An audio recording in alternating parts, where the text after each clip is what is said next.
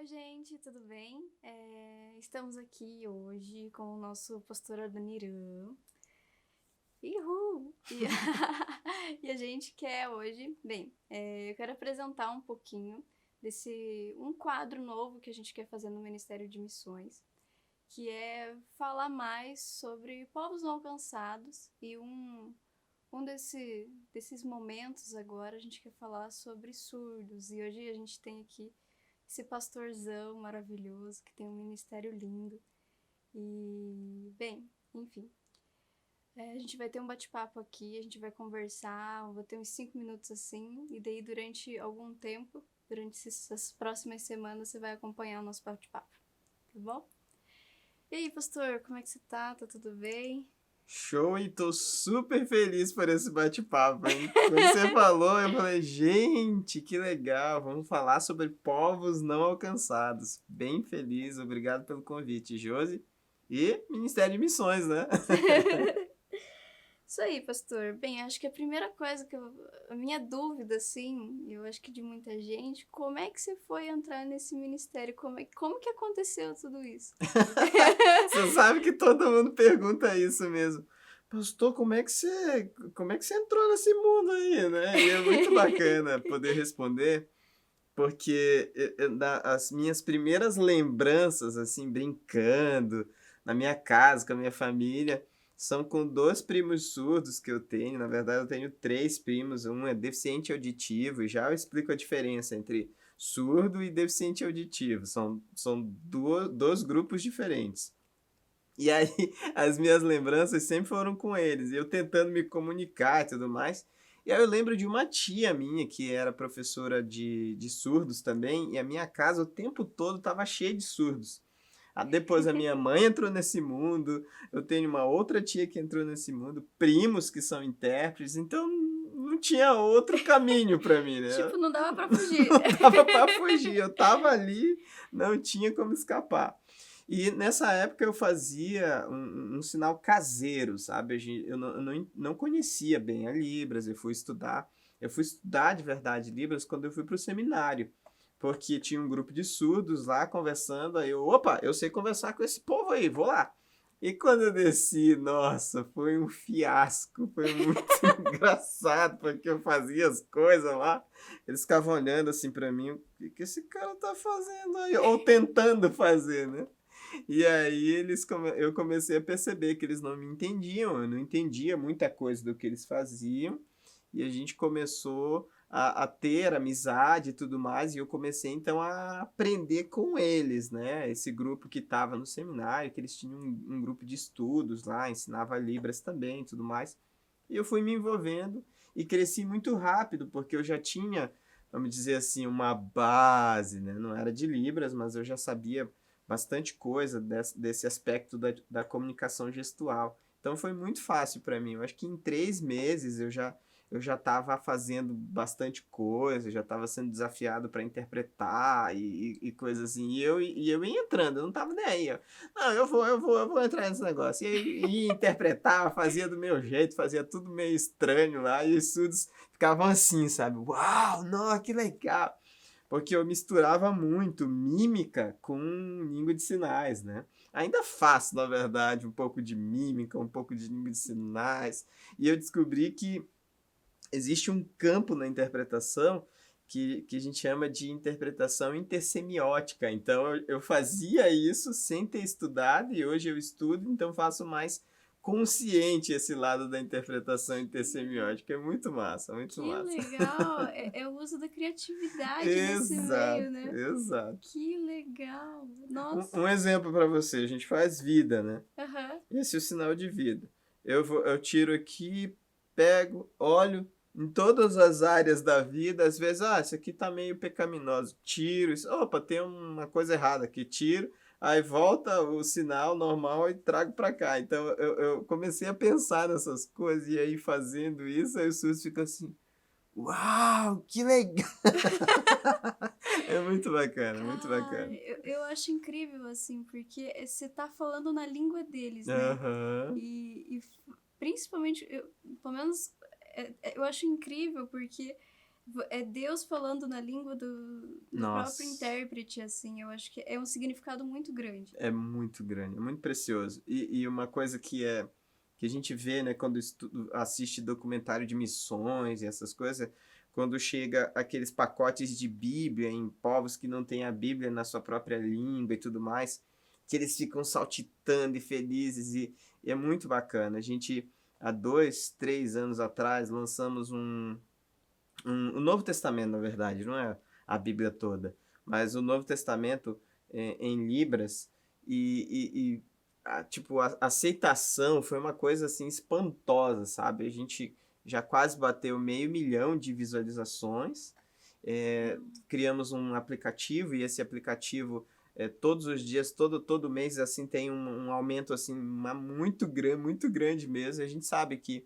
são pessoas que não estão na igreja, que não frequentam nenhuma igreja, surdos, né, que não frequentam nenhuma igreja, mas por causa do aplicativo tem algum acesso e conseguem estudar a Bíblia ou ter uma noção dos textos bíblicos e tudo mais, e ele é todo em Libras, o Novo Testamento em Libras, então é muito bacana, projeto legal também. Nossa, que bênção. Uhum, bem bacana. Nossa, e até a ideia de trazer esse quadro, falando dos surdos, que me impressionou muito o número de surdos no Brasil.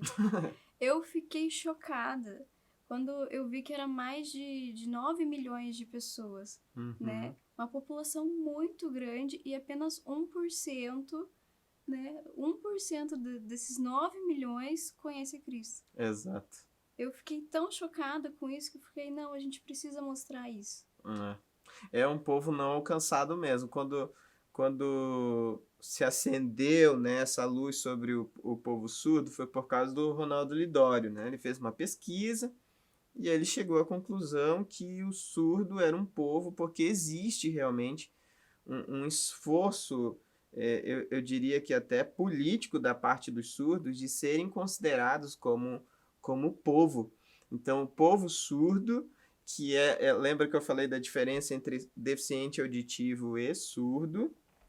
Então, o povo surdo é aquele povo que é organizado em comunidade, que tem a sua própria língua, que também se estrutura em organizações, sejam elas sociais ou religiosas. Então, esse povo, ele é articulado, ele consegue transitar em vários ambientes, lutando pela sua cultura, pela sua língua, pelas suas expressões religiosas. Então, é muito bacana. E o deficiente auditivo é aquele grupo que tem uma perda auditiva, que é alguém que você conhece, um idoso, outras pessoas conhecem que estão aí assistindo essa entrevista, que não conseguem ouvir bem às vezes, mas não usam língua de sinais, não está inserido num grupo que milita pela sua cultura, pela sua língua, pelas suas expressões, né? Então, são grupos diferentes, a gente entende que são grupos diferentes. E esse povo surdo, então, 1% dele só já foi de alguma forma evangelizado. Não significa necessariamente que eles caminham com Jesus, que eles estão inseridos em uma comunidade de fé, mas eles já receberam algum material. E isso deixa a gente meio mal, né? Eu, pelo menos, quando penso nesse número, fico, puxa, que triste. E esses 9 milhões que você coloca é mais, por exemplo, do que Portugal, né, ou outros países do mundo.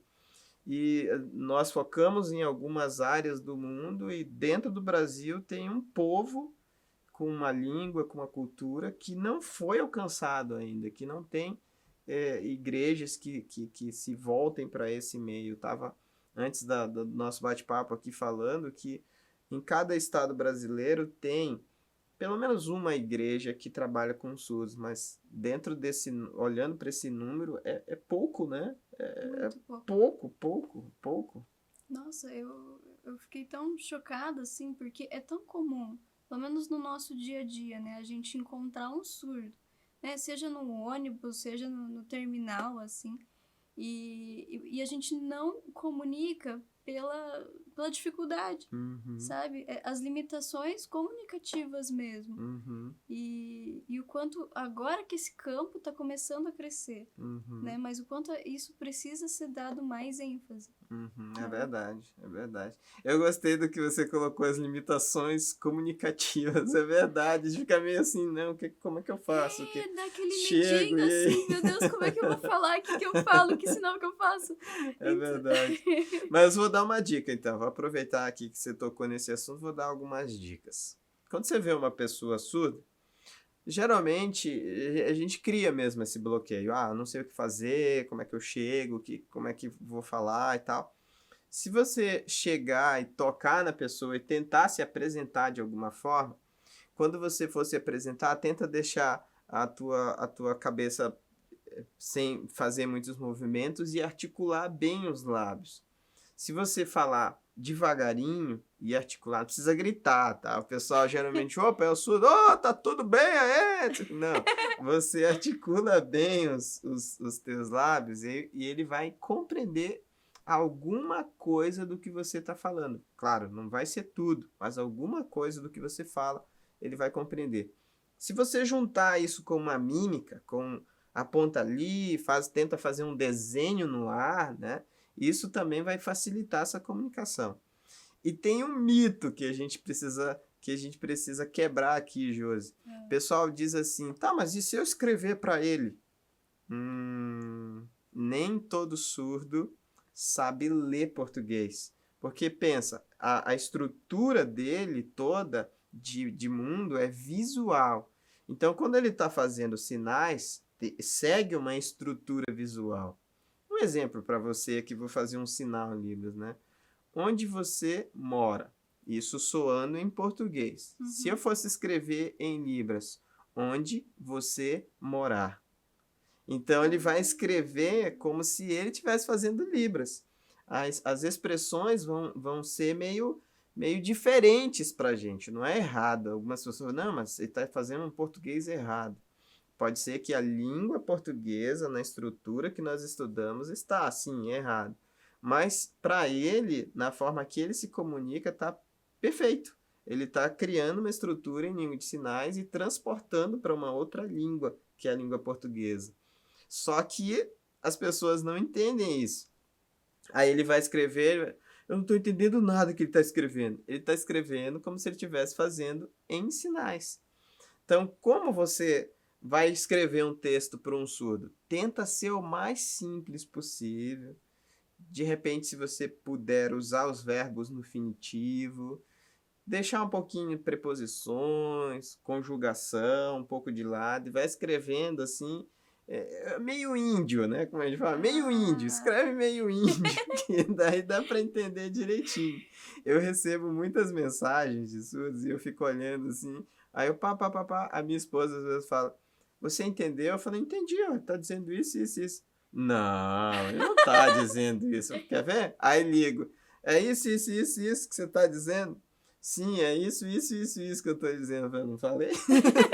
Então a gente já acostuma, porque como eu também faço sinais, aí eu já consigo, acho que dividir ali, né, nessa parte do cérebro, opa, aqui é português, aqui é Libras, e vamos equilibrar aqui onde que entra ali e tal. Então essa parte da comunicação que você coloca é extremamente importante, extremamente Que importante. engraçado, que incrível, né? Porque é a forma como ele vai se comunicar, assim, Exato. né? E como ele se visualiza, Uhum. né? Porque ele vai visualizar primeiro, depois ele vai comunicar. Isso é muito legal, né? É você que é da área da comunicação, Não, ver uma imagem. é Muito verdade, legal. porque a gente tá tão acostumado com o português, do falar e tal, e poucas pessoas, eu mesma às vezes eu falo com as mãos, né? Uhum. Mas falar assim nítido, né? Porque transformar as tuas mãos como um instrumento de comunicação gente, Fantástico. é fantástico. Fantástico. E assim, eu fico pensando, poxa, eu não tenho tanta habilidade com as mãos, assim, como é que eu vou? É fantástico. Que legal. E isso entra num outro gancho também, que era uma dúvida minha, e eu acho que você já respondeu se todo surdo entende português. né? Não entende. Você sabe que existe uma pesquisa, na verdade, que você pode encontrar nos sites de educação, que 98% dos surdos brasileiros, eles são considerados, né, por essa pesquisa da área de educação, como analfabetos funcionais. O analfabeto funcional não é que ele não consiga ler, é que ele conhece as palavras, ele escreve, mas ele não segue uma estrutura formal da língua. Então, o surdo ele é considerado como analfabeto funcional. E isso, dentro da pesquisa, tudo bem, comparado à língua portuguesa, é até compreensível, mas eu acho que deveria ter uma pesquisa também nesse nível para ver com relação à língua de sinais, porque é uma língua, né? É a segunda língua brasileira. Na verdade, nós temos 3 línguas oficiais no Brasil. Apesar de termos diversas etnias no Brasil, mas somente 3 línguas oficiais. A língua portuguesa é o português do Brasil, né? A gente tem a língua brasileira de sinais, que é a Libras. Então, não é linguagem, é língua, né? Então, língua brasileira de sinais. E temos uma língua de uma aldeia indígena, que também é uma língua gestual, que é Urubu-Capô, o nome. Então, é interessante, né? 3 línguas oficiais do Brasil. A Libras é uma dessas línguas. E existem pesquisas, sim, mas poucas pesquisas são divulgadas assim em larga escala com relação a essa alfabetização, como acontece a alfabetização, o uso da língua de sinais, como a aquisição da língua de sinais. Então, isso eu acredito que deveria ganhar as grandes mídias para as pessoas conhecerem mesmo, Acho que sabe? até no campo educacional, né? Uhum. Porque, imagina, é a segunda língua do Brasil, né? E, gente, é até estranho, né? Poxa, mas é a segunda língua. Eu mesma não aprendi na escola, não aprendi em Uhum. nenhum lugar. O único contato que eu tive foi aqui na igreja. Uhum. E isso também é um pouco assustador, assim. Sim, sim. Meu Deus. Vamos lá. Tá. A gente tinha comentado, pastor, sobre nomes, né? E eu fui pesquisar e eu achei tão curioso, assim, que como que as pessoas dão os seus nomes, Uhum. né? Na língua de sinais. Uhum. E daí eu fiquei pensando, meu Deus, como que seria o meu nome na língua de sinais? Tipo, porque tem que ser alguma coisa característica, né? Sim, sim, sim. Não, isso é fantástico. A gente está falando sobre essa questão da visualização, dessa leitura visual que o surdo faz do todo, né? Então, obviamente que no nome, o nome seria algo visual. Não, e é interessante, porque eu estou aqui na igreja, vou fazer 16 anos, e tem surdo que está comigo aqui há 16 anos, e ele não sabe o meu nome. Tá Não brincando? sabe meu nome. Mas se você fizer o meu sinal, ele sabe. O pastor, não sei o quê, Teu começa a falar. sinal O meu sinal é esse. Não uso bigode, calma. Não tirei o bigode para vir para esse bate-papo. É que eu tô sempre sorrindo, aí fica essa marca aqui. Aí eles me deram esse Ah, sinal, que é um sinal característico, que é sempre presente em mim. Provavelmente o seu seria esses furinhos alguma coisa do ai, cabelo, alguma coisa o assim, do né? O cacheado, cacheado, alguma coisa com óculos, alguma coisa que é característica em você. E isso é muito, eu acho isso incrível, porque eu, por exemplo, nunca encontrei nenhum sinal igual ao meu. Esse é o meu sinal, esse é o meu sinal. É óbvio que deve ter nesse mundo, nesse universo aí de surdos no mundo, deve ter algum sinal igual ao meu. Mas eu acho isso fantástico, porque o nome é importante para nós. E é interessante, porque na teologia a gente estuda uma área que é a ontologia, e na ontologia, o nome de Deus, por exemplo, ele carrega características da personalidade, da revelação divina, né? E na psicologia, o nome ele tem muito a ver com a personalidade da pessoa, né? Essa carga, essa história e tudo mais. E a gente, quando relaciona, por exemplo, você pensa, Adoniran, você vai fazer um perfil meu, né? Eu penso, Josi, vou fazer um perfil seu também, ou Thomas, que está atrás das câmeras aí ajudando a gente. Salve, Thomas. O Thomas, a gente também tem um perfil do Thomas. Então é legal porque na língua de sinais o que vai trazer essa lembrança, essas características ligadas ao nome é o sinal. Então a gente não faz, esse é o meu nome, esse é o meu sinal. Então esse é o meu sinal. E só quem pode dar um sinal é um surdo, porque é ele que vai fazer essa leitura surda. Gente, mas e daí? Como é que eu vou saber o meu sinal? Você tem que ter um contato com o surdo. Aí ele vai olhar, ele vai ficar te olhando assim, você vai até ficar meio constrangido. Ah, meu Deus do céu, tá me olhando. Mas ele vai perceber algo que talvez você nem perceba em você, mas para ele vai saltar aos olhos e falar, essa é a Josi. Aí ele vai te dar um sinal. Nossa, se o meu sinal foram os meus buraquinhos aqui, nesse tempo de máscara não vai dar. É verdade. Aí não, você vai ter que tirar a máscara para ele ver direitinho. Que legal. Que bênção. E é isso aí, gente. A gente teve um bate-papo muito gostoso com o pastor aqui. A gente fez a primeira parte da nossa conversa. A gente vai continuar, fique tranquilo. E é isso aí. Agradeço de você ter assistido. É muito bom. Nos siga nas redes sociais e nos acompanhe também. Então, grande abraço. Obrigada, pastor, por tudo. E é isso aí, gente. Tchau, tchau.